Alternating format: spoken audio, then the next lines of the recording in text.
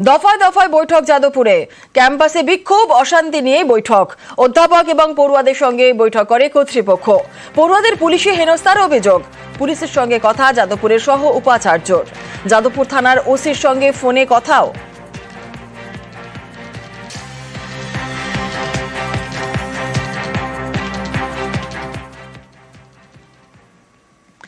আর বৈঠকের আগে সোমবার সকালে উত্তেজনা ছড়ায় যাদবপুর বিশ্ববিদ্যালয়। বিক্ষোভের মুখে পড়েন ওম প্রকাশ মিশ্র। ওম প্রকাশ ঢোকার আগেই ঘরে তালা দেন বিক্ষোভকারীরা। Kindly let me go to my office. Kindly let me go, please. I request all my students to kindly let me go to my office. Kindly let me go to my office. I request my students. I am a teacher of long standing. Kindly let me go to my office. প্রকাশ বাবু, আপনার বিরুদ্ধে অভিযোগ রয়েছে পড়ুয়াদের মারধরে। অভিযোগগুলি অতি অবশ্যই কোর্টে রয়েছে।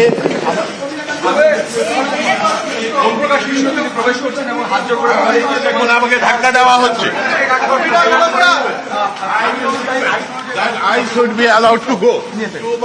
ওম প্রকাশ মিশ্র ঢুকতেই সেখানে চলে বিক্ষোভ, পোস্টার, স্লোগান। পুলিশের নিরাপত্তায় তালা খুলে অফিসে ঢোকেন ওম প্রকাশ মিশ্র।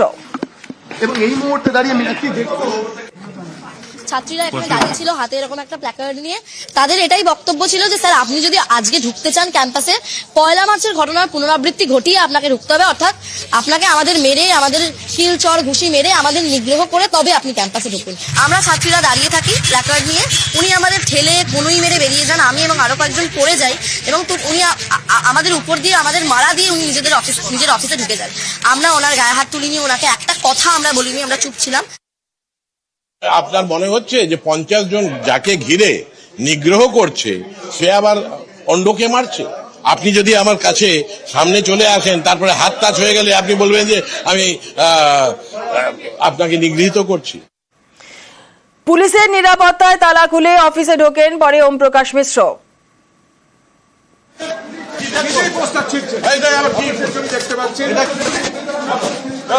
পুলিশকে ডাকার এখতিয়ার আমার নেই, আমি ডাকিনি। আমি ঘোষিত কর্মসূচি হিসেবে বিশ্ববিদ্যালয় কর্তৃপক্ষকে জানিয়ে দিয়েছিলাম যে আমি আসবো। বাইরে কারা বসে আছে সেই সম্পর্কেও আমার কোনো ধারণা নেই। আমি আমার ঘরে এসেছি, আমি বসে আছি। যাদবপুরে পোস্টার বিতর্কে এফআইআর। ক্যাম্পাসে পোস্টারে আজাদ কাশ্মীর। শতপ্রণোদিত মামলা যাদবপুর থানায়। যাদবপুরে পোস্টার বিতর্কে এফআইআর। ক্যাম্পাসে পোস্টারে আজাদ কাশ্মীর। শতপ্রণোদিত মামলা যাদবপুর থানায়।